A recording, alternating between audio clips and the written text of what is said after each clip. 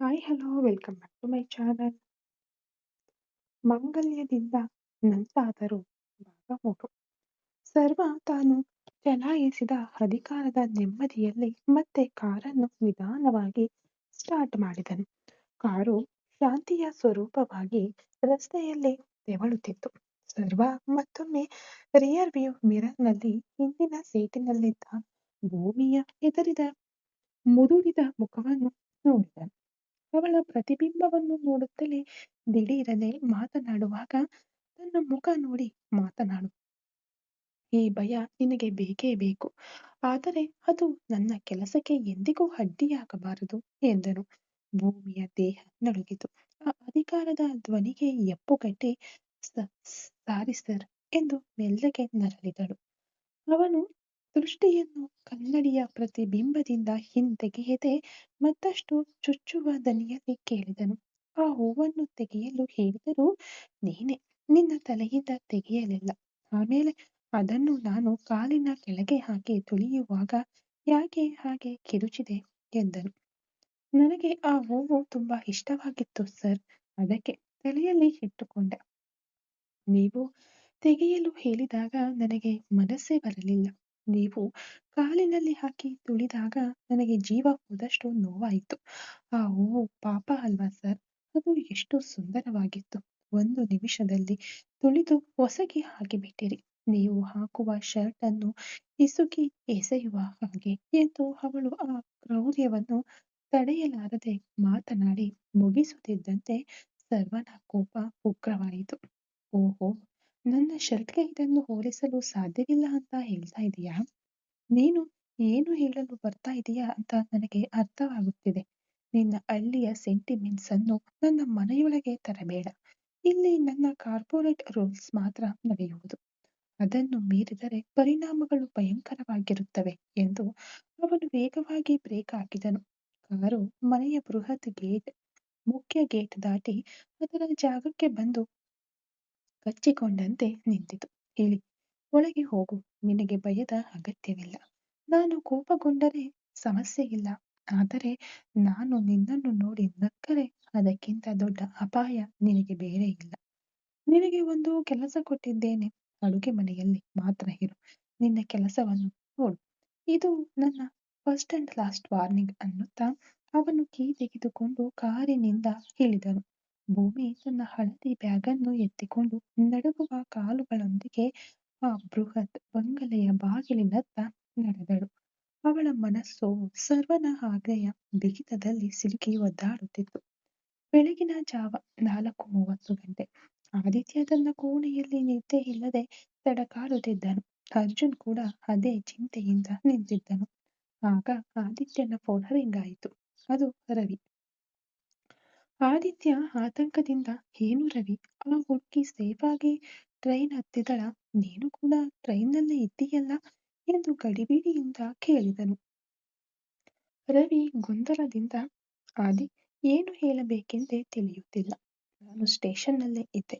ಆ ಹುಡುಗಿ ಟ್ರೈನ್ ಹತ್ತುವುದಕ್ಕೆ ಸ್ವಲ್ಪ ಹೊತ್ತಿನ ಮುಂಚೆ ದಿಢೀರನೆ ಸರ್ವ ಅಣ್ಣ ಬಂದರು ಎಂದನು. ಆದಿತ್ಯ ಆಘಾತದಿಂದ ಸೋಫಾ ಬಿಟ್ಟು ಎದ್ದು ನಿಂತನು. ಅರ್ಜುನ್ ಗಾಬರಿಯಿಂದ ಅವನನ್ನು ನೋಡಿದನು. ಏನು, ಅಣ್ಣನ? ಅಣ್ಣ ಯಾಕೆ ಅಲ್ಲಿಗೆ ಬಂದರು? ಅವಳಿಗೆ ಏನಾದರೂ ಅಪಾಯವಾ ಎಂದು ಅವನ ಹೃದಯ ಬಡಿತ ವೇಗವಾಯಿತು. ರವಿ, ಆದಿ, ನೀನು ಹೆದರಬೇಡ. ಆ ಹುಡುಗಿಯ ಪ್ರಾಣಕ್ಕೆ ಅಪಾಯವಿಲ್ಲ. ಅಣ್ಣ ಆ ಹುಡುಗಿಯ ಬಳಿ ಏನೋ ಆರ್ಡರ್ ಮಾಡಿದ ಹಾಗೆ ಮಾತನಾಡಿದರು. ಆಮೇಲೆ ಆ ಹುಡುಗಿ ಅಣ್ಣನ ಕಾರು ಹತ್ತಿ ಮನೆಗೆ ಹಿಂತಿರುಗಿ ಬಂದುಬಿಟ್ಟರು. ಅವರು ಇಷ್ಟೊತ್ತಿಗೆ ಮನೆಯೊಳಗೆ ಬಂದಿರುತ್ತಾರೆ ಆದಿ ಎಂದಾಗ ಆದಿತ್ಯನಿಗೆ ಏನೂ ಅರ್ಥವಾಗಲಿಲ್ಲ. ಪಿಸ್ತೂಲ್ ತೆಗೆದು ಪ್ರಾಣ ಬೆದರಿಕೆ ಹಾಕಿದ್ದ ಅಣ್ಣ ಮಧ್ಯರಾತ್ರಿಯಲ್ಲಿ ಆ ಹುಡುಗಿಯನ್ನು ಹುಡುಕಿಕೊಂಡು ರೈಲ್ವೆ ಸ್ಟೇಷನ್ವರೆಗೂ ಹೋಗಿ ಅವಳನ್ನು ಮತ್ತೆ ಮನೆಗೆ ಕರೆದುಕೊಂಡು ಬಂದಿದ್ದಾರಾ ಅಂತ ಆದಿತ್ಯ ಫೋನ್ ಹಿಡಿದಲೇ ಗೊಂದಲದಿಂದ ಅಜ್ಜು, ಅಣ್ಣ ಅಣ್ಣ ಆ ಹುಡುಗಿಯನ್ನು ವಾಪಸ್ ಕರೆದುಕೊಂಡು ಬಂದಿದ್ದಾರೆ ಎಂದನು. ಏನು ಹೇಳ್ತಾ ಇದೀಯಾ ಆದಿ? ಅಷ್ಟು ಆರ್ಡರ್ ಮಾಡಿಬಿಟ್ಟು ಈಗ ವಾಪಸ್ ಕರೆದುಕೊಂಡು ಬಂದಿದ್ದಾರಾ? ಯಾಕೆ ಎಂದು ಅರ್ಥವಾಗದೆ ಕೇಳಿದನು ಅರ್ಜುನ್. ಅದೇ ನನಗೂ ಅರ್ಥವಾಗುತ್ತಿಲ್ಲ. ಬಾ, ಕೆಳಗೆ ಹೋಗಿ ಏನು ನಡೆಯುತ್ತಿದೆ ಎಂದು ನೋಡೋಣ ಅನ್ನುತ್ತಾ ಆದಿತ್ಯ ವೇಗವಾಗಿ ಬಾಗಿಲು ತೆರೆದು ಮೆಟ್ಟಿಲುಗಳತ್ತ ಓಡಿದನು. ಅರ್ಜುನ್ ಅವನ ಹಿಂದೆಯೇ ಓಡಿದನು. ಅವರಿಬ್ಬರು ಮೆಟ್ಟಿಲುಗಳಿಂದ ಸರಸರನೆ ಇಳಿದು ಬಂದು ಕೊನೆಯ ಮೆಟ್ಟಿಲಿನಲ್ಲಿ ಒಟ್ಟಿಗೆ ನಿಂತರು. ಅವರ ಹೃದಯ ವೇಗವಾಗಿ ಬಡಿಯುತ್ತಿತ್ತು. ಹಾಲ್ನಲ್ಲಿ ಸರ್ವ ಗಾಂಭೀರ್ಯದಿಂದ ಸೋಫಾದಲ್ಲಿ ಹೊರಗೆ ಕುಳಿತಿದ್ದನು. ನಿನ್ನೆ ರಾತ್ರಿ ಧರಿಸಿದ್ದ ಅದೇ ಫಾರ್ಮಲ್ ಡ್ರೆಸ್. ಭೂಮಿ ತನ್ನ ಹಳದಿ ಬ್ಯಾಗನ್ನ ಎದೆಗಪ್ಪಿಕೊಂಡು ತಲೆ ತಗ್ಗಿಸಿ ಸರ್ವನಿಂದ 2 ಹೆಜ್ಜೆ ದೂರದಲ್ಲಿ ಒಂದು ಶಿಲೆಯಂತೆ ನಿಂತಿದ್ದಳು. ಅವಳ ಕಣ್ಣೀರು ಈಗಿನ ಭಯದಲ್ಲಿ ಸಂಪೂರ್ಣವಾಗಿ ಬತ್ತಿ ಹೋಗಿತ್ತು. ಆದಿತ್ಯ ಮತ್ತು ಅರ್ಜುನ್ ಬಂದ ಸದ್ದು ಕೇಳಿದೊಡನೆ ಸರ್ವ ಮೆಲ್ಲಗೆ ತಲೆ ಎತ್ತಿ ಅವರನ್ನು ನೋಡಿದ. ಅವನ ಕಣ್ಣುಗಳು ಅವರಿಬ್ಬರನ್ನು ಅಧಿಕಾರದಿಂದ ನೋಡಿದವು.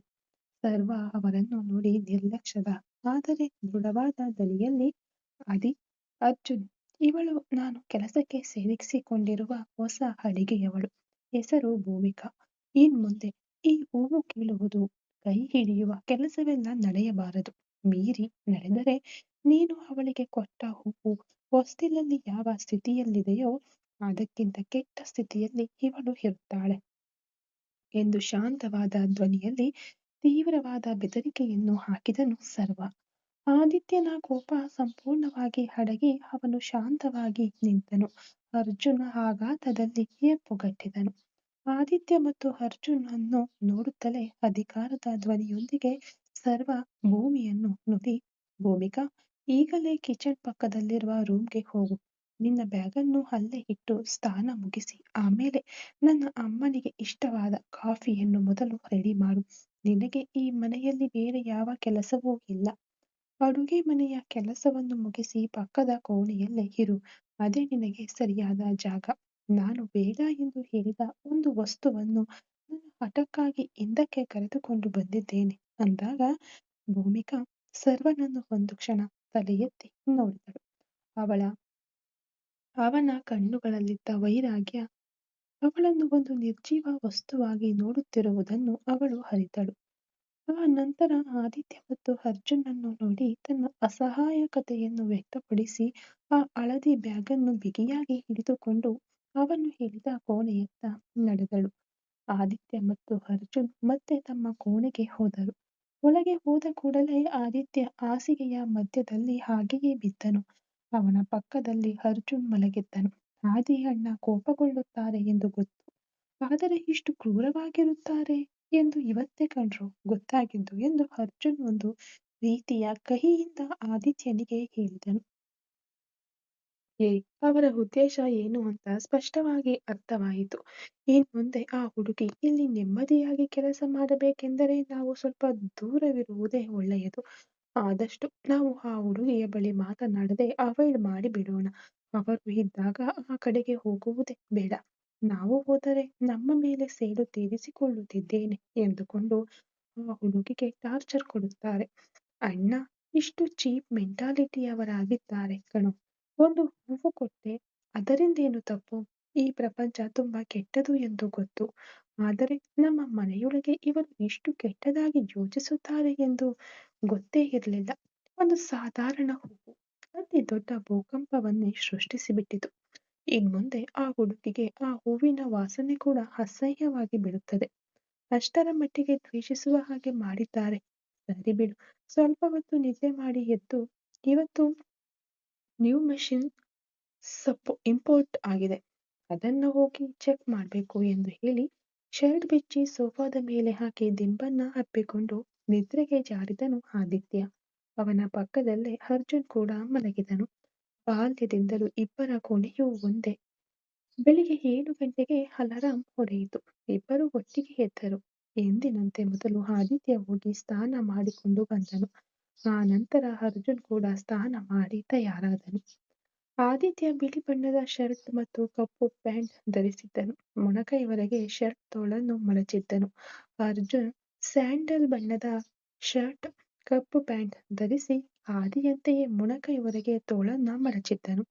ಇಬ್ಬರು ತಮ್ಮ ಪರ್ಫ್ಯೂಮ್ ಹೊಡೆದುಕೊಂಡು ಈಗ ಹದವಾದ ಮೇಕಪ್ನೊಂದಿಗೆ ಅತಿ ಸುಂದರವಾಗಿ ಒಬ್ಬರ ಹೆಗಲ ಮೇಲೆ ಮತ್ತೊಬ್ಬರು ಕೈ ಹಾಕಿಕೊಂಡು ಕುಣಿಯುತ್ತಾ ಕೆಳಗೆ ಬಂದರು. ಬೆಳಗಿನ ಪೂಜೆಯನ್ನು ಮುಗಿಸಿ ಅನ್ನಪೂರ್ಣಿ ಅಮ್ಮ ದೈವಿಕ ಕಳೆಯೊಂದಿಗೆ ಸೋಫಾದಲ್ಲಿ ಕುಳಿತಿದ್ದರು. ಅವರ ಪಕ್ಕದಲ್ಲಿ ಪೇಪರ್ ಓದುತ್ತಾ ಕುಳಿತಿದ್ದರು ರಾಮಚಂದ್ರ. ಅಮ್ಮ, ಅಜ್ಜಿ ಯಾವಾಗ ಬರ್ತಾರೆ?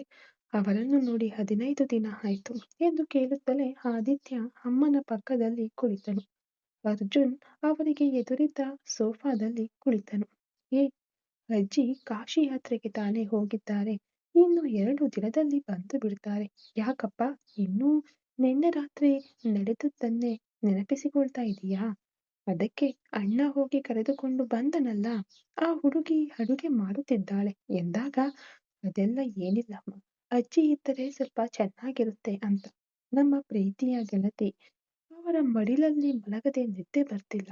ತುಂಬಾ ಮಿಸ್ ಮಾಡಿಕೊಳ್ಳುತ್ತಿರುವ ಹಾಗೆ ಅನ್ನಿಸುತ್ತಿದೆ ಎಂದು ಅಮ್ಮನ ಹೆಗಲಿಗೆ ಹೊರಗಿದನು ಆದಿತ್ಯ. ಅವನ ತಲೆಯನ್ನು ಸವರುತ್ತಾ ಅನ್ನಪೂರ್ಣಿ, ಹೋಗಿ ದೇವರ ದರ್ಶನ ಮಾಡಿಕೊಂಡು ಬನ್ನಿ, ಊಟಕ್ಕೆ ಹೋಗೋಣ ಎಂದರು. ಆ ನಂತರ ಅರ್ಜುನ್ ಆದಿತ್ಯ ಇಬ್ಬರು ಒಟ್ಟಿಗೆ ಪೂಜಾ ಕೋಣೆಗೆ ಹೋದರು. ಇಂದು ಎಂದಿಗಿಂತ ಭಿನ್ನವಾಗಿ ಪೂಜಾ ಕೋಣೆಯೆಲ್ಲ ಹೊಸ ತಾಜಾ ಹೂವುಗಳಿಂದ ತುಂಬಿತ್ತು. ಏನಪ್ಪ ಇಷ್ಟು ಸುಂದರವಾಗಿದೆ ಎಂದು ಅರ್ಜುನ್ ಕೇಳಲು, ಅಜ್ಜು, ಅಡುಗೆಗೆ ಹಾಳು ಬಂದಿರುವುದರಿಂದ ಅಮ್ಮನಿಗೆ ಟೈಮ್ ಸಿಕ್ಕಿರಬೇಕು. ಅದಕ್ಕೆ ಪೂಜಾ ಕೋಣೆಯಲ್ಲಿ ಟೈಮ್ ಸ್ಪೆಂಡ್ ಮಾಡಿರಬೇಕು. ಹೇಗೂ ಅಮ್ಮ ಹ್ಯಾಪಿಯಾಗಿದ್ದಾರೆ ಸಾಕು ಎಂದು ಆದಿತ್ಯ ಹೇಳಿ ಇಬ್ಬರು ದೇವರಿಗೆ ನಮಸ್ಕರಿಸಿ ತೋರು ಬೆರಳಿನ ದಪ್ಪಕ್ಕೆ ಭಸ್ಮವನ್ನು ಹಣೆ ಮೇಲೆ ಉದ್ದಕ್ಕೆ ಬಳಿದುಕೊಂಡು ಅದರಲ್ಲಿ ಸ್ವಲ್ಪ ಗಂಧ ಮತ್ತು ಕುಂಕುಮ ಇಟ್ಕೊಂಡು ಇಬ್ಬರು ಹೊರಬಂದರು. ಅಮ್ಮ, ಪೂಜಾ ಕೋಣೆ ಸೂಪರ್ ಆಗಿದೆ ಎಂದು ಆದಿತ್ಯ ಹೇಳಲು, ಏ, ಅದೆಲ್ಲ ಮಾಡಿದ್ದು ಭೂಮಿಕಾ ಕಣ್ರೋ. ಇದುವರೆಗೆ ನಮ್ಮ ಮನೆಯಲ್ಲಿ ಅರಳಿದ ಹೂವುಗಳಲ್ಲಿ ಯಾವಾಗಲಾದರೂ 1-2 ಹೂವು ಮಾತ್ರ, ಅದು ದಾಸವಾಳದ ಹೂವು ಮಾತ್ರ ದೇವರ ಫೋಟೋಗೆ ಬರುತ್ತಿತ್ತು. ಇವತ್ತು ನೋಡು, ಇದ್ದ ಹೂವುಗಳೆಲ್ಲ ಎಷ್ಟು ಸುಂದರವಾಗಿ ಪೂಜಾ ಕೋಣೆಯನ್ನು ಅಲಂಕರಿಸಿವೆ ಅಂತ. ಇದಕ್ಕೆ ಮನೆಯಲ್ಲಿ ಒಂದು ಹೆಣ್ಣು ಮಗು ಇರಬೇಕು ಎಂದು ಹೇಳುವುದು ಎಂದು ಅನ್ನಪೂರ್ಣಿ ಹೇಳಿದಾಗ, ಯಾಕೆ, ನನ್ನನ್ನು ನೋಡಿದರೆ ಹೆಣ್ಣು ಮಗು ತರಹ ಕಾಣ್ತಾ ಇಲ್ವಾ ಎಂದು ಜೀನ್ಸ್ ಪ್ಯಾಂಟ್, ಒಂದು ಮಾಡರ್ನ್ ಟಾಪ್ ಧರಿಸಿಕೊಂಡು ಬಂದಳು ಅದಿತಿ. ಅದಿತಿ, ನೀನು ನಮಗೆ 4ನೇ ಹುಡುಗನಿದ್ದ ಹಾಗೆ ಎಂದು ನಗುತ್ತಲೇ ಸಮಾಧಾನ ಮಾಡಿದರು ಅನ್ನಪೂರ್ಣಿ. ಆಗ ಸರಿಯಾಗಿ ಭೂಮಿಕಾ ಎಲ್ಲ ಅಡುಗೆಯನ್ನು ತಂದು ಟೇಬಲ್ ಮೇಲೆ ಇಟ್ಟು, ಅಮ್ಮ, ಊಟ ರೆಡಿಯಾಗಿದೆ ಬನ್ನಿ ಎಂದಳು. ಈಗ ಭೂಮಿಕಾ ಸ್ನಾನ ಮುಗಿಸಿ ಬೇರೊಂದು ಆಕಾಶ ನೀಲಿ ಬಣ್ಣದ ಲಂಗ ಜಾಕೆಟ್, ಕಡು ನೀಲಿ ಬಣ್ಣದ ದಾವಣಿ ಧರಿಸಿದ್ದಳು. ಅವಳ ಹಣೆಯಲ್ಲೂ ಭಸ್ಮ ಗಂಧವಿತ್ತು, ಆದರೆ ತಲೆಯಲ್ಲಿ ಹೂವು ಇರಲಿಲ್ಲ. ಅವಳ ಕಣ್ಣುಗಳಲ್ಲಿ ಈಗಲೂ ಆ ದುಃಖ ಮನೆ ಮಾಡಿತ್ತು. ಒಂದು ಕ್ಷಣದಲ್ಲಿ ಅವಳನ್ನು ಸಂಪೂರ್ಣವಾಗಿ ಗಮನಿಸಿದ ಆದಿತ್ಯ ದಿಢೀರನೆ ಅವಳನ್ನು ನಿರ್ಲಕ್ಷಿಸುವಂತೆ ತನ್ನ ದೃಷ್ಟಿಯನ್ನು ಬೇರೆ ಕಡೆಗೆ ತಿರುಗಿಸಿದನು. ಅದಕ್ಕೆ ಭೂಮಿಯ ಕಣ್ಣುಗಳು ತೇವವಾದವು. ಏತಕ್ಕೆ ಎಂದು ಅವಳಿಗೆ ಅರ್ಥವಾಗಲಿಲ್ಲ. ಆದರೆ ಅವಳಿಗೆ ಅವನು ನಿರ್ಲಕ್ಷಿಸುತ್ತಿರುವುದು ತನ್ನ ತಾಯಿಯ ನಿರ್ಲಕ್ಷ್ಯದಂತೆ ಕಂಡಿತು. ಸರಿಯಮ್ಮ, ಬರ್ತೀವಿ ಎಂದು ಹೇಳಿ ಈಗ ರಾಮಚಂದ್ರ, ಅನ್ನಪೂರ್ಣಿ, ಅದಿತಿ, ಆದಿತ್ಯ, ಅರ್ಜುನ್ 5ರು ಡೈನಿಂಗ್ ಹಾಲ್ಗೆ ಹೋದರು. 20 ಚೇರ್ಗಳಿದ್ದ ಉದ್ದನೆಯ ಡೈನಿಂಗ್ ಟೇಬಲ್ನಲ್ಲಿ ಇಕ್ಕೆಲಗಳಲ್ಲೂ ತಲಾ ಒಂದು ಕುರ್ಚಿಯಲ್ಲಿ ಕುಳಿತರು. ಆಗ ಬಿಳಿ ಕೋಟ್ ಸೂಟ್ ಧರಿಸಿ ಅಲ್ಲಿಗೆ ಗಾಂಭೀರ್ಯದಿಂದ ಬಂದು ನೇರಕ್ಕಿದ್ದ ಮುಖ್ಯ ಕುರ್ಚಿಯಲ್ಲಿ ಕುಳಿತನು ಸರ್ವ. ಭೂಮಿಕಾ ಇಂದು ಬೆಳಗಿನ ಉಪಹಾರದ ಮೆನುವನ್ನು ಅದ್ಭುತವಾಗಿ ಮಾಡಿದ್ದಳು. ಸಾಂಬಾರ್, ಟೊಮೊಟೊ ಚಟ್ನಿ, ಕೊತ್ತಂಬರಿ ಚಟ್ನಿ, ಪುದೀನಾ ಚಟ್ನಿ, ಕಡಲೆಕಾಯಿ ಚಟ್ನಿ, ತೆಂಗಿನಕಾಯಿ ಚಟ್ನಿ ಎಂದು 6 ಬಗೆಯ ಚಟ್ನಿಗಳನ್ನು ತಯಾರಿಸಿದ್ದಳು. ಜೊತೆಗೆ 20 ಇಡ್ಲಿಗಳು ಮತ್ತು 10 ದೋಸೆಗಳನ್ನು ಮಾಡಿದ್ದಳು. ಅವರ ಲೆಕ್ಕಾಚಾರವನ್ನು ಮಾತ್ರ ಮಾಡಿದ್ದಳೆ ವಿನಃ ತನ್ನನ್ನು ಮರೆತು ಮಿತವಾಗಿ ಅಡುಗೆ ಮಾಡಿದ್ದಳು.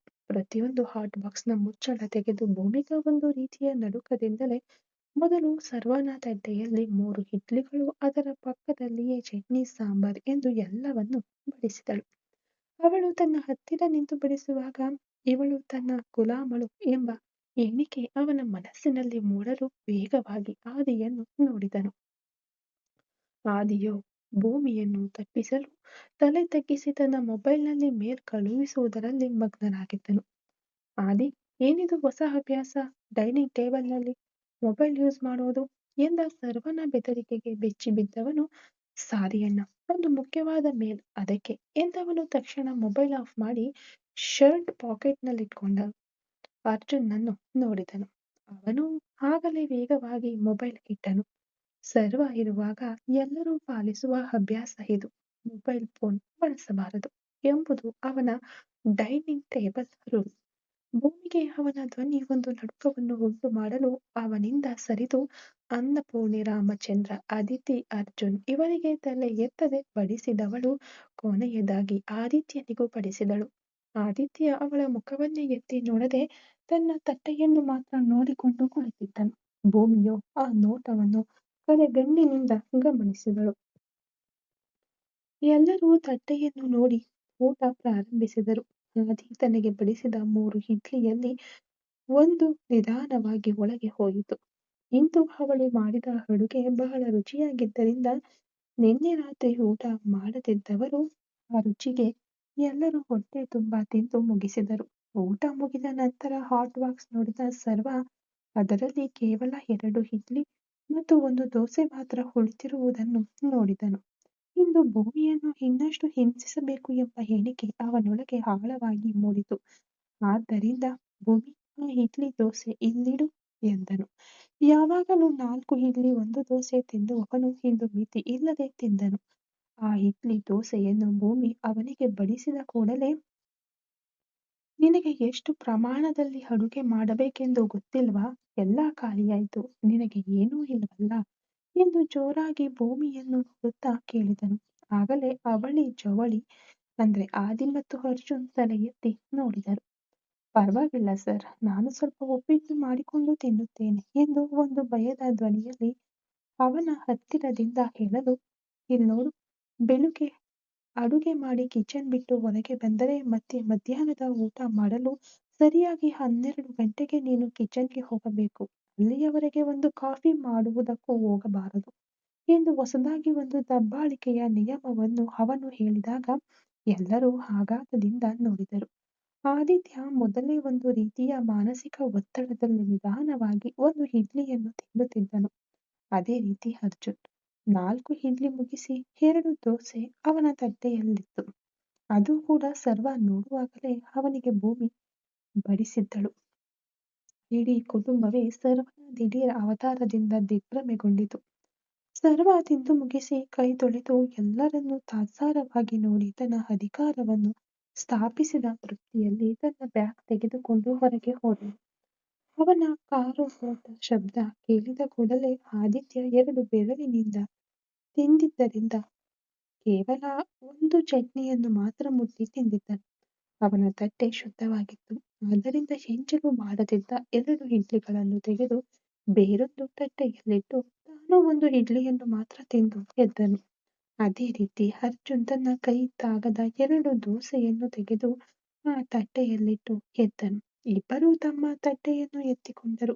ಅದನ್ನು ನೋಡಿದ ಭೂಮಿ, ಅಯ್ಯೋ, ನೀವಿಬ್ಬರು ಹೋಗಿ ಕೈ ತೊಳೆಯಿರಿ, ನಾನು ತಟ್ಟೆ ತೆಗೆದುಕೊಳ್ಳುತ್ತೇನೆ ಎಂದು ಹೇಳಲು, ಇಲ್ಲಮ್ಮ, ನೀನು ನಮ್ಮ ತಟ್ಟೆಯನ್ನೆಲ್ಲ ತೆಗೆದುಕೊಳ್ಳುವುದು ಬೇಡ. ನಾವು ಯಾವಾಗಲೂ ನಮ್ಮ ಅಮ್ಮನಿಗೆ ಕಷ್ಟ ಕೊಡದೆ ನಾವು ಯೂಸ್ ಮಾಡುವ ತಟ್ಟೆ, ಲೋಟ ಎಲ್ಲವನ್ನು ತೊಳೆದಿಟ್ಟು ಅಭ್ಯಾಸ ಮಾಡಿಕೊಂಡಿದ್ದೇವೆ. ನೀನು ಉಳಿದ ಕೆಲಸ ನೋಡು ಎಂದು ಶಾಂತವಾದ ಧ್ವನಿಯಲ್ಲಿ ಹೇಳಿ ಆದಿತ್ಯ ಕಿಚನ್ಗೆ ಹೋದನು. ಅವನ ಹಿಂದೆಯೇ ಅರ್ಜುನ್ ಕೂಡ ಹೋದನು. ಅವರಿಬ್ಬರನ್ನು ಆಶ್ಚರ್ಯದಿಂದ ನೋಡಿದಳು ಭೂಮಿಕಾ. ಕಿಚನ್ನಿಂದ ಬಂದ ಆದಿತ್ಯ ಮತ್ತು ಅರ್ಜುನ್, ಅಮ್ಮ, ನಾವು ಹೊರಡುತ್ತೇವೆ ಎಂದು ಹೇಳಿ ಎಂದಿನಂತೆ ತಮ್ಮ ಕಚೇರಿಗೆ ಹೊರಟರು. ಭೂಮಿಗೆ ಆ ತಟ್ಟೆಯಲ್ಲಿ ಆದಿತ್ಯ ಮತ್ತು ಅರ್ಜುನ್ ಇಟ್ಟಿದ್ದ ಆಹಾರವನ್ನು ನೋಡಿದಾಗ ಸ್ಪಷ್ಟವಾಗಿ ಅರ್ಥವಾಯಿತು ಅವರ ಒಳ್ಳೆಯ ಮನಸ್ಸು. ಆದರೂ ಆದಿ 1 ಇಡ್ಲಿಯನ್ನು ಮಾತ್ರ ತಿಂದು ಅವಳಿಗಾಗಿ ತನ್ನ ಆಹಾರವನ್ನು ಬಿಟ್ಟು ಹೋದದ್ದು, ಅವನು ಊಟ ಮಾಡಿಲ್ಲ ಎಂಬ ಬೇಸರ ಮತ್ತು ಅವಳಿಗಾಗಿ ಬಿಟ್ಟು ಹೋದ ಎಂಬ ಸಂತೋಷ ಎರಡನ್ನೂ ಒಟ್ಟಿಗೆ ಅನುಭವಿಸಿದಳು. ಅನ್ನಪೂರ್ಣಿ ಅಮ್ಮ ಭೂಮಿಯನ್ನು ನೋಡಿ ಅವಳ ಕೈಯನ್ನು ಪ್ರೀತಿಯಿಂದ ಹಿಡಿದುಕೊಂಡರು. ಸರ್ವ ಮಾತನಾಡುವುದನ್ನೆಲ್ಲ ನೆನೆದು ಬೇಸರ ಮಾಡಿಕೋಬೇಡ ಕಂದ, ಇಲ್ಲಿ ನಡೆಯುವುದನ್ನು ಅವನು ನೋಡಿಕೊಂಡೇ ಇರಲು ಸಾಧ್ಯವೇ? ನಿನಗೆ ಏನು ಬೇಕೋ ಅದನ್ನು ಮಾಡಿ ತಿನ್ನು ಎಂದವರು, ಏನೂ ಗೊತ್ತಿಲ್ಲ ಕಂದ, ನನ್ನ ದೊಡ್ಡ ಮಗ ನಿನ್ನೆಯಿಂದ ತುಂಬಾ ವಿಭಿನ್ನವಾಗಿ ನಡೆದುಕೊಳ್ಳುತ್ತಿದ್ದಾನೆ. ಅವನು ಬಹಳ ಕೋಪಿಷ್ಠನೇ. ಆದರೆ ಅವನು ಇಷ್ಟು ಕೆಟ್ಟದಾಗಿ ನಡೆದುಕೊಳ್ಳುವುದನ್ನು ನಾನು ನೋಡಿಲ್ಲ. ಹಾಲಿನಲ್ಲಿ ಕುಳಿತು ಕುಡಿದನು. ನಿನ್ನನ್ನು ಕೊಲ್ಲುತ್ತೇನೆಂದು ಬೆದರಿಸಿದನು. ಈಗ ನಿನ್ನನ್ನು ಉಪವಾಸ ಕೆಡವುತ್ತಿದ್ದಾನೆ ಎಂದು ಬೇಸರದಿಂದ ಮಾತನಾಡಲು, ಪರವಾಗಿಲ್ಲಮ್ಮ, ಇಗೋ ನನಗೆ ಊಟ ಇದೆ, ನೀವು ಬೇಸರ ಪಡಬೇಡಿ. ನೀವೆಲ್ಲರೂ ತುಂಬಾ ಪ್ರೀತಿಯಿಂದ ಇದ್ದೀರಾ. ನನಗೆ ಅದೇ ಸಾಕು ಎಂದು ಭೂಮಿ ಕಣ್ಣೀರು ತುಂಬಿ ಹೇಳಿದಳು.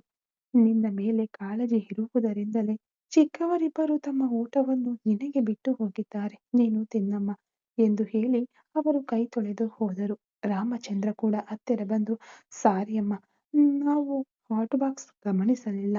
ನಿನ್ನೆ ರಾತ್ರಿಯೆಲ್ಲ ಊಟ ಮಾಡದ ಕಾರಣ ಸ್ವಲ್ಪ ಹೆಚ್ಚೆ ತಿಂದೆವು. ನಿನಗೆ ಇಲ್ಲದಂತಾಯ್ತು. ನಾನು ಬೇಕಾದರೆ ನಿನಗೆ ಅಂಗಡಿಗೆ ಹೋಗಿ ತಂದು ಕೊಡಲೇ ಎಂದರು. ಪರವಾಗಿಲ್ಲ, ನನಗೆ 2 ಇಡ್ಲಿ 2 ದೋಸೆ ಇದೆ, ಅದೇ ಹೆಚ್ಚು ಎಂದಳು. ಅದಿತಿ ಅದಾವುದನ್ನು ಗಮನಿಸಲಿಲ್ಲ. ತಿಂದು ಮುಗಿಸಿದವಳು, ಓಕೆಪ್ಪ, ನಾನು ಕಾಲೇಜಿಗೆ ಹೊರಡುತ್ತೇನೆ ಎಂದು ಹೇಳಿ ಹೊರಟು ಹೋದಳು. ಭೂಮಿ ಎಲ್ಲರ ತಟ್ಟೆಗಳನ್ನು ತೆಗೆದುಕೊಂಡು ಹೋಗಿ ಸಿಂಕ್ನಲ್ಲಿ ಹಾಕಿ ಈಗ ಅಲ್ಲಿ ಬಂದು ನೋಡಿದಳು. ಒಂದು ತಟ್ಟೆಯಲ್ಲಿ ಆದಿತ್ಯ ಮತ್ತು ಅರ್ಜುನ್ ಅವಳಿಗಾಗಿ ಇಟ್ಟಿದ್ದ ಆಹಾರವಿತ್ತು.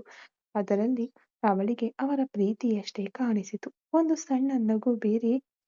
ಆ ತಟ್ಟೆಯಲ್ಲಿ ಚಟ್ನಿ ಸಾಂಬಾರ್ ಹಾಕಿಕೊಂಡು ಕಿಚನ್ಗೆ ಹೋದವಳು ಅಲ್ಲಿ ನೆಲದ ಮೇಲೆ ಕುಳಿತು ತಿಂದಳು. ರಾಮಚಂದ್ರ ತಮ್ಮ ಆಫೀಸ್ಗೆ ಹೊರಟು ಹೋದರು. ಆವಾಗ ಅನ್ನಪೂರ್ಣಿಯವರ ಧ್ವನಿ ಕೇಳಿಸಿತು. ಆದಿಯೊಂದಿಗೆ ಫೋನ್ನಲ್ಲಿ ಮಾತನಾಡುತ್ತಿದ್ದರು. ಕಂದ, ನೀನು ಹಸಿವು ತಾಳಲಾರೆ. ರಾತ್ರಿಯೂ ತಿಂದಿಲ್ಲ, ಈಗಲೂ ತಿಂದಿಲ್ಲ. ನೀನು ಹೋಟೆಲ್ನಲ್ಲಿ ತಿಂದು ಆಫೀಸ್ಗೆ ಹೋಗು ಎಂದರು. ಆ ಕಡೆ ಮಾತನಾಡಿ ಮುಗಿಸಲು, ಇವತ್ತು ಒಂದಿನ ತಿನ್ನು, ಉಪವಾಸ ಇರಬೇಡ ಎಂದರು. ಅವನು ಮಾತನಾಡಿದ ನಂತರ, ನಿನ್ನನ್ನು ಬದಲಾಯಿಸಲು ಸಾಧ್ಯವಿಲ್ಲ. ಸರಿ ಆದಿ, ಮಧ್ಯಾಹ್ನ ಸ್ವಲ್ಪ ಬೇಗನೆ ಮನೆಗೆ ಬನ್ನಿ ಎಂದು ಹೇಳಿ ಫೋನ್ ಇಟ್ಟರು. ಭೂಮಿಕಾ ಅವರು ಮಾತನಾಡುವುದನ್ನು ಕೇಳಿದ ತಕ್ಷಣ ಆದಿ ಹೋಟೆಲ್ನಲ್ಲಿ ತಿನ್ನುವುದಿಲ್ಲ ಎಂಬುದನ್ನು ಅರ್ಥ ಮಾಡಿಕೊಂಡಳು. ಆದ್ದರಿಂದ ಮಧ್ಯಾಹ್ನ ಅವನ ಹೊಟ್ಟೆ ತುಂಬಿಸಬೇಕೆಂದು ನಿರ್ಧರಿಸಿದಳು. ಫ್ರಿಡ್ಜ್ನಲ್ಲಿ ತರಕಾರಿಗಳು ಇರಲಿಲ್ಲ. ಆದ್ದರಿಂದ ಮಧ್ಯಾಹ್ನ ಅಡುಗೆ ಮಾಡಲು ತರಕಾರಿ ತರಬೇಕೆಂದು ಯೋಚಿಸಿದವಳು ಈಗ ಎಲ್ಲ ಪಾತ್ರೆಗಳನ್ನು ತೊಳೆದಿಟ್ಟು ಕಿಚನ್ ಪ್ಲಾಟ್ಫಾರ್ಮ್ ಅನ್ನು ಶುದ್ಧವಾಗಿ ಒರೆಸಿ ಆಮೇಲೆ ಹೊರಗೆ ಬಂದಳು. ಅನ್ನಪೂರ್ಣಿಯಮ್ಮ ಹಾಲಿನಲ್ಲಿ ಕುಳಿತು ಟಿವಿ ನೋಡುತ್ತಿದ್ದರು. ಅವರ ಹತ್ತಿರ ಬಂದವಳು, ಅಮ್ಮ, ಮಧ್ಯಾಹ್ನ ಅಡುಗೆ ಮಾಡೋಕೆ ತರಕಾರಿ ಇಲ್ಲ. ಬೆಳಿಗ್ಗೆ ಇದ್ದ ತರಕಾರಿ ಹಾಕಿ ಸಾಂಬಾರ್ ಮಾಡಿದ್ದೆ. ಮಾರ್ಕೆಟ್ಗೆ ಹೋಗಬೇಕು. ನನಗೆ ಹೇಗೆ ಹೋಗಬೇಕೆಂದು ಗೊತ್ತಿಲ್ಲ. ನೀವು ಆಟೋಗೆ ಮತ್ತು ತರಕಾರಿಗೆ ದುಡ್ಡು ಕೊಟ್ಟರೆ ನಾನು ಹೋಗಿ ಬರುತ್ತೇನೆ ಎಂದು ಸ್ವಲ್ಪ ಭಯದಿಂದಲೇ ಕೇಳಿದಳು. ಅವಳನ್ನು ನೋಡಿ ಮೃದುವಾಗಿ ನಕ್ಕವರು, ಸಣ್ಣ ಹುಡುಗಿಯಾದರೂ ತುಂಬಾ ಜವಾಬ್ದಾರಿಯಿಂದ ಇದ್ದೀಯಮ್ಮ, ಹೀಗೆಯೇ ಇರಬೇಕು. ನೀನು ಆಟೋದಲ್ಲಿ ಯಾಕೆ ಹೋಗ್ತೀಯಾ? ಅದು ಒಂಟಿಯಾಗಿ ಬೇಡ, ನಾನು ನಿನ್ನ ಜೊತೆ ಬರ್ತೀನಿ. ನೀನು ರೂಢಿಯಾದ ಮೇಲೆ ಒಂಟಿಯಾಗಿ ಹೋಗಬಹುದು ಎಂದವರು ಕಿಚನ್ನ ಕಬೋರ್ಡ್ನಲ್ಲಿ ತರಕಾರಿ ತರುವ ಬಟ್ಟೆ ಚೀಲ ಇರುತ್ತೆ, ತಗೊಂಡ್ ಬಾ, ಹೊರಡೋಣ ಎಂದರು. ಅವಳು ಹೋಗಿ 2 ಚೀಲಗಳನ್ನು ತೆಗೆದುಕೊಂಡು ಬರಲು ಈಗ ಬಾಗಿಲು ಲಾಕ್ ಮಾಡಿ ಅವರು ಬಳಸುವ ಬಿಳಿ ಬಣ್ಣದ ಆಡಿ ಕಾರ್ನಲ್ಲಿ ಡ್ರೈವರ್ ಸೀಟ್ನಲ್ಲಿ ಕುಳಿತರು. ಭೂಮಿ ಮುಂದಿನ ಸೀಟಿನಲ್ಲಿ ಕುಳಿತಳು. ಅನ್ನಪೂರ್ಣಿ ಅಮ್ಮ ಕಾರು ಓಡಿಸಿಕೊಂಡು ಹೋಗುವುದನ್ನು ಆಶ್ಚರ್ಯದಿಂದ ನೋಡಿದಳು ಭೂಮಿ.